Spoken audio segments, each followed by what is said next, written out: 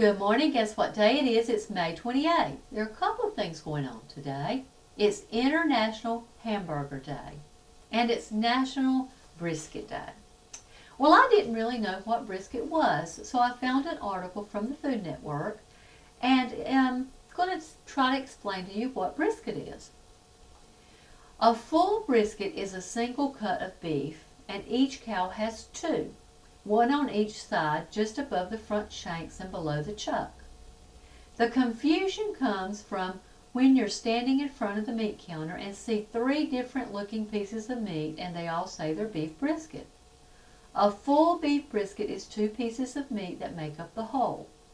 The butcher takes the brisket apart and trims it so that you have a choice between the leaner piece, usually called the flat brisket or first cut, and the more marbled piece with the most fat, often called the brisket point or the second cut.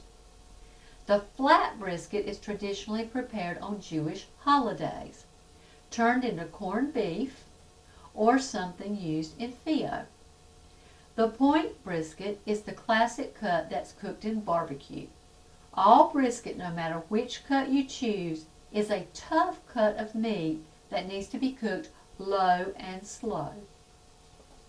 So how do you cook it? Well, according to them, the brisket meat needs to be cooked at a low temperature for a long time. So here is how you do it in the oven. If you have a Dutch oven, use that, but if not, put it in a shallow roasting pan covered with aluminum foil.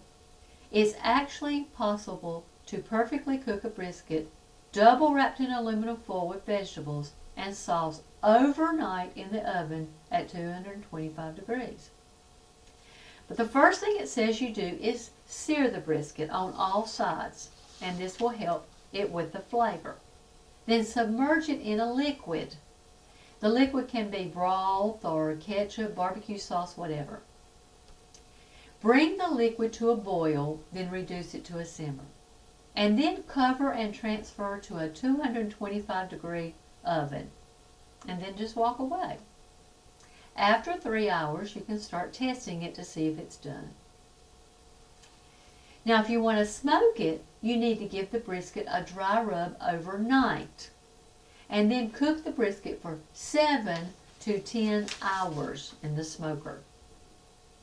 So if you want the brisket to turn out right, you have to give it time. We also must give God time to work out the details of our life. Ecclesiastes 3:11 says, "He has made everything beautiful in its time. Also He has put eternity in their hearts." Jeremiah 29:11 says, "For I know the thoughts that I think toward you, says the Lord, thoughts of peace and not of evil, to give you a future and a hope." And Proverbs 21:5 says, "The plans of the diligent lead surely to plenty, but those of everyone who is hasty surely to poverty." So maybe everything in your life has not turned out the way you planned. So now what you have to do is trust and give God some time.